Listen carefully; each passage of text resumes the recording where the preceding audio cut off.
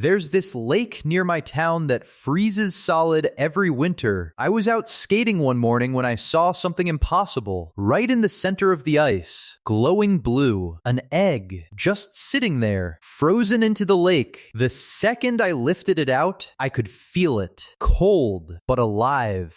Something was definitely inside. I wrapped it in my jacket and took it home. Put it in the bathtub filled with cold water. Figured if it was frozen in a lake, it probably needed to stay cold. Then I just watched it glow for 2 days straight. And then on the third morning I heard it. This cracking sound from the bathroom. I ran in and the whole egg was covered in glowing blue cracks. Light was pouring out. Something was breaking free. And there he was. The tiniest blue puppy I'd ever seen, floating in the water like he'd been swimming his whole life. He looked up at me with these huge red eyes and just blinked. Like, oh hey, you must be my person. I reached in and he swam right up to my hand. I lifted him out and he was dripping everywhere, looking around at the bathroom like it was the greatest thing ever, which it probably was since he'd literally just been born. Obviously, this little water puppy needed more than a bathtub. So while he napped on a towel, I set up this massive kiddie pool in the backyard. When he saw it, I swear his eyes lit up. He dove straight in and owned that pool, swimming in circles, diving under rocks, playing with plants. This was definitely his element. The next day, I found a polywag in the pool. My little Suicune did not appreciate the uninvited guest. They stared at each other for like 5 minutes before the polywog finally swam off. Over the next few weeks, he grew fast.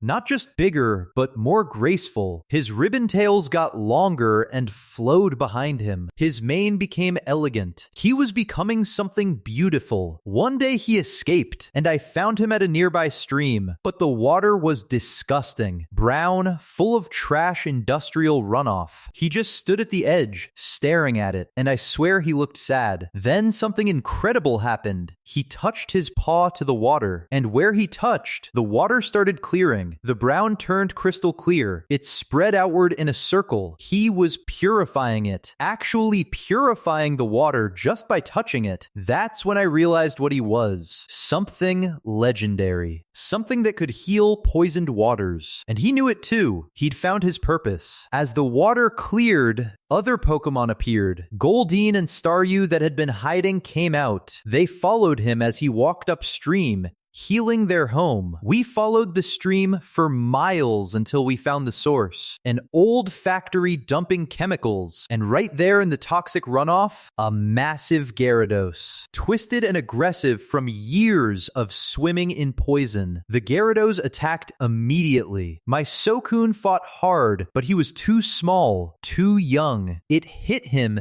and sent him flying into the rocks, but then his body started glowing. The evolution light was blinding. When it faded, he wasn't young anymore. He was massive, majestic, a real legend. And the Gyarados knew it. The Suicune walked straight into the polluted water. Everywhere he stepped, the water cleared completely. He walked right up to the Gyarados. The beast could have struck him down, but it didn't. It just lowered its head and waited. Like it wanted to be free. The moment he touched the Gyarados, the purification spread across its entire body. The sludge washed away. The pain left its eyes. It was being healed. The Gyarados rose up clean and powerful and roared, not in rage, in joy. It swam in circles, celebrating its freedom. I watched him walk away that day, this legendary water beast that hatched in my bathtub. He stopped once at the top of the hill and looked back. And I knew I'd never see him again. He had a mission now, purifying the world's waters. Somewhere out there, he's still doing it.